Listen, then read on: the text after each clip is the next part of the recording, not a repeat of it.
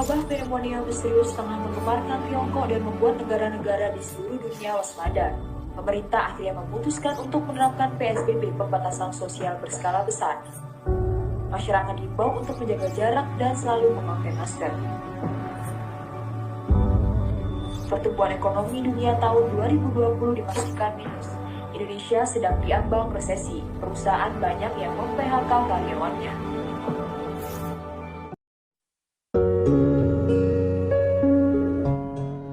Kisah seorang pria bernama Puji yang diperankan oleh Vino Gebastian yang berjuang untuk menghidupi keluarganya di saat pandemi COVID-19. Dirinya di-PHK dari pekerjaannya serta tidak mendapatkan pesangon dari perusahaan tempat dia bekerja. Dikarenakan perusahaan tempat dia bekerja terjadi pengurangan karyawan akibat terkena dampak dari pandemi COVID-19 dan hampir mengalami kebangkrutan. Penderitaan dirinya pun tak sampai di situ. Bagaimana kisah Puji selanjutnya? Yuk kita saksikan alur cerita film Hari yang Dijanjikan. Film dimulai ketika Puji selesai dari sholat subuh dan berdoa agar dimudahkan untuk mendapatkan rezeki di hari itu. Tak berapa lama, dia pun menerima pesan di HP-nya dari seseorang yang berisi peringatan untuk segera membayarkan hutangnya. Dia pun mulai termenung memikirkan kondisinya yang sudah tidak memiliki simpanan uang sama sekali, ditambah ada tagihan hutang yang harus segera dibayarkan. Istrinya yang melihat suaminya melamun, mencoba untuk menghiburnya dan menenangkan hatinya sambil menyirami tanaman. Istrinya pun perlahan-lahan mencoba mengajak berbicara suaminya dan mencari tahu apa yang sedang dipikirkannya. Puji akhirnya mengungkapkan apa yang sedang dipikirkannya, bahwa hari itu dirinya harus segera membayar hutang dan dia berjanji untuk mencari uang untuk membayar hutang tersebut dan untuk keperluan sehari-hari. Tak berapa lama, dia pun bergegas pergi ke kantor tempat dia bekerja dulu untuk menagih uang pesangon yang pernah dijanjikan kepadanya. Sebelum Puji pergi ke kantornya, Ica, anak dari Puji, meminta dibelikan kue donat rasa coklat kesukaannya. Puji yang mendengar permintaan anaknya tersebut, dia pun berjanji kepada anaknya untuk membawakan kue donat jika dia pulang nanti. Sesampainya di kantor, dia pun bertemu dengan manajernya di kantor tersebut dan menagih uang pesangon yang pernah dijanjikan. Sayangnya, uang yang dijanjikan dari perusahaan tersebut ternyata tidak ada. Bahkan manajer tersebut juga menunjukkan surat yang menyatakan dia juga akan dikeluarkan dari kantor tersebut. Puji pun dengan berat hati dan kecewa, dia pun akhirnya pulang ke rumah. Sesampainya di rumah, Puji yang takut akan mengecewakan istri dan anaknya dikarenakan tidak membawa uang dan kue donat permintaan anaknya tersebut, dia pun masuk melalui pintu belakang rumahnya. Sambil terus berpikir mencari solusi keuangan untuk dirinya dan keluarganya, seketika dia teringat Indra, temannya yang dulu pernah meminjam uang dari dirinya. Dia pun ingin pergi ke rumah temannya tersebut untuk menagih uang yang sudah lama dipinjamnya. Istrinya yang mendapati suaminya di ruang dapur nampak kaget karena suaminya sudah pulang, tapi dia tidak lewat pintu depan, melainkan lewat pintu belakang. Istrinya lalu bertanya apakah sudah mendapatkan uangnya karena dia ingin berbelanja untuk kebutuhan sehari-hari.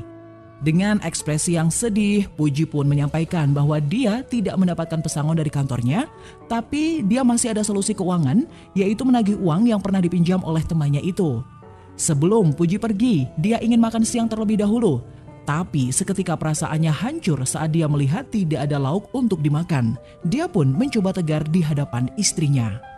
Tak berapa lama, dia pun mencari Ica anaknya. Tapi ternyata anaknya sedang di rumah tetangga. Puji pun heran di kondisi pandemi saat ini, kenapa anaknya main keluar, bukannya diam di rumah saja. Istrinya mengatakan bahwa anak mereka bukanlah sedang main, melainkan sedang menumpang wifi tetangga untuk belajar online, dikarenakan kuota internet anaknya sudah habis. Lagi-lagi si Puji merasa bersalah akan keadaan dirinya yang seperti membuat susah anak dan istrinya. Apalagi ketika melihat istrinya menangis saat itu. Puji dan istrinya pun saling menguatkan akan keadaan saat ini dan dia pun memandangi istrinya sambil berjanji akan membawakan uang di hari itu. Lalu Puji pun pergi ke rumah temannya untuk menagih uang yang dipinjam oleh temannya itu. Selama di perjalanan, Puji ditelepon oleh orang yang dia pinjam uangnya. Terdengar dari percakapan itu, jika Puji tidak membayar di hari itu, dia akan datang ke rumah serta membawa debt collector untuk menagih uang yang telah dipinjamnya. Puji yang saat itu tidak memiliki uang hanya bisa berjanji dan akan mengusahakan mengembalikan uang yang telah dipinjamnya. Scene berganti di rumah si Indra, temannya yang dulu pernah meminjam uangnya. Pada saat Puji menagih uangnya, Nampak di sana Indra emosi sambil mengelak bahwa dia tidak pernah meminjam uang kepada Puji. Puji hanya bisa terdiam dan mencoba mengikhlaskan uang tersebut dan dia pun pergi dari rumah temannya itu. Sedih, marah, kecewa bercampur menjadi satu ketika dia lagi-lagi tidak mendapatkan uang. Puji hanya bisa pasrah dan mencoba untuk kuat di hari itu. Hingga waktu zuhur pun tiba dan dia pun mendatangi masjid untuk menunaikan sholat. Di saat dia sedang mengambil wudhu, terlihat di sana sosok pria tua yang membawa tas sambil menelpon. Puji pun mengabaikan orang tersebut dan dia segera menunaikan sholat. Scene berganti di dalam masjid.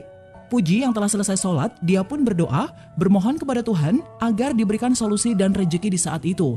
Selesai dia berdoa dan akan meninggalkan masjid, terlihat ada sebuah tas tanpa ada pemiliknya. Puji langsung mengambil tas tersebut dan betapa kagetnya dia ketika melihat uang jutaan rupiah ada di dalam tas tersebut. Puji yang saat itu sedang membutuhkan uang, terpintas di pikirannya bahwa itu adalah jawaban dari doanya. Akan tetapi Puji langsung tersadar bahwa uang itu bukanlah suatu jawaban dari doanya, melainkan itu ujian buat dia di saat itu. Dia pun bergegas mencari orang yang mempunyai tas tersebut dan mengembalikan tas itu. Tanpa disadari, ternyata perbuatan Puji mendatangkan rejeki. Dia diberikan uang oleh pemilik tas tersebut. Senyum bahagia pun terpancar dari bibir Puji. Dia pun langsung membeli makanan untuk dibawa pulang dan dimakan bersama keluarganya di rumah. Scene berganti pada saat Puji membeli makanan. Terlihat di sana ekspresi bahagia si Puji yang bisa membeli makanan untuk keluarganya. Di saat Puji sedang menunggu makanannya dibungkus, terlihat sosok anak kecil yang kelaparan. Puji pun langsung teringat anaknya di rumah. Dia pun menghampiri anak tersebut dan memberikan makanan untuk dia. Lalu Puji pun pulang ke rumah. Sesampainya di rumah, Puji menceritakan apa yang telah terjadi. Mulai dari temannya yang tidak mau membayar hutang hingga dia diberi uang oleh orang dan bisa membelikan makanan. Sambil menyiapkan makanan, istrinya teringat si Sandi, teman kantornya Puji. Dia melihat dari sosial media kalau usaha temannya itu sudah sukses dan memberitahu suaminya agar mencoba bekerja dengan Sandi. Tanpa pikir panjang, Puji pun segera pergi ke rumahnya Sandi. Belum jauh dia melangkah, tiba-tiba dia bertemu Deden, teman satu kantornya. Mereka pun akhirnya pergi bersama ke rumah Sandi. Sesampainya di rumah Sandi, Puji pun langsung memberitahu maksud dan tujuan dia datang. Dia ingin meminjam uang dan ingin bekerja di sana. Sandi yang sudah kenal baik dengan Puji, dia pun langsung memberikan uang yang Puji minta, serta menyetujui kalau dia ikut membantu bekerja di usahanya tersebut. Sambil menjelaskan usaha yang dijalaninya, fokus Puji terpaku ketika ada seorang karyawan yang mengeluarkan masker bekas dari karung. Tampak di sana, masker tersebut begitu kotor dan ada beberapa masker yang ada darahnya. Puji pun bertanya ke Sandi akan masker bekas tersebut. Sandi pun menjelaskan bahwa usaha yang dia jalani sekarang itu adalah usaha daur ulang masker bekas pakai. Tak berapa lama terlihat juga seorang ibu-ibu yang baru saja mencetak hasil swab palsu. Dari sini Puji lalu berubah pikiran. Dia pun mencoba menjelaskan ke Sandi bahwa usaha yang dijalaninya itu salah dan ilegal. Tanpa pikir panjang, Puji pun mengembalikan uang yang dipinjamkan Sandi dan dia pun segera pergi dari tempat itu. Pada saat di jalan, terlihat seorang pria yang sedang tergeletak di jalan. Puji langsung mendekati pria tersebut. Dikarenakan sedang wabah COVID, Puji lalu meminjam jas hujan ke orang sekitar dan memberhentikan mobil yang sedang lewat, lalu membawa pria tersebut ke rumah sakit. Selesai mengantar pria tersebut ke rumah sakit, dia pun berjalan kembali menuju rumahnya. Seketika telepon berdering, lagi-lagi dia ditelepon oleh orang yang menagih hutangnya. Naas selesai ditelepon, HP-nya dijamret dan dia pun mengejar jambret tersebut. Puji yang tampak kecapean mengejar jambret itu kembali meratapi dirinya. Dia menangis, dia kecewa dan bingung tidak bisa melakukan apa-apa lagi untuk mencari uang buat membayar hutangnya dan untuk kebutuhan sehari-hari. Terbayang di pikirannya akan datang debt collector yang akan mengancam keluarganya. Dia pun berlari menuju rumahnya. Sesampainya di rumah, dia pun kembali menangis dan meminta maaf kepada anak dan istrinya kalau dia belum bisa mendapatkan uang. Ica yang masih polosnya mencoba menenangkan ayahnya tersebut dan mengajaknya untuk sholat berjamaah sambil meminta petunjuk dari Tuhan. Selesai sholat, terdengar ketukan pintu. Puji pun segera menemui orang yang menagih hutang kepada dirinya. Tak begitu lama, datanglah warga setempat untuk mengantarkan bantuan berupa sembako dan uang tunai.